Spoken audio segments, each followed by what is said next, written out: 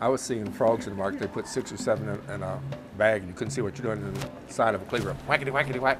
And some of them were dead, and some of them weren't, and they'd skin them alive. There is no argument that the invasives are causing a lot of problems. There's no argument that they're coming in by the boatload. The Fish and Game Department, their attitude is, well, the horses left the barn. You know. They're saying, well, why do you still have the barn door open?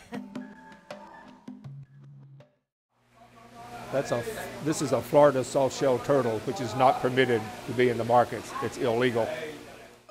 California Penal Code 597-3 sets forth the requirements for operators of markets that sell live frogs, turtles, and birds destined for human consumption.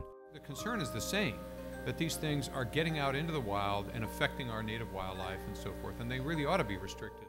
There's a large plastic-sided case in there with just about looks like an inch or so of dirty water, and a large spiny soft-shell turtle about yay big, just covered with American bullfrogs and a dead fish. Code 597-3 is set in place to protect both humans and animals, but why isn't it being enforced by our state and local government? As an individual and a prior warden, I think they have the priorities wrong. But I can take you out right now, and we can write all day on violations and see violations, because everything comes into the city. We can do so many things about it, but honestly, I don't think it will work. We should just make our best to try to make each person healthy.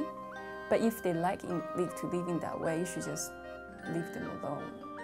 Racism still bubbles big time in this country. I sympathize with the Asian community, but the animals should not have to pay the price.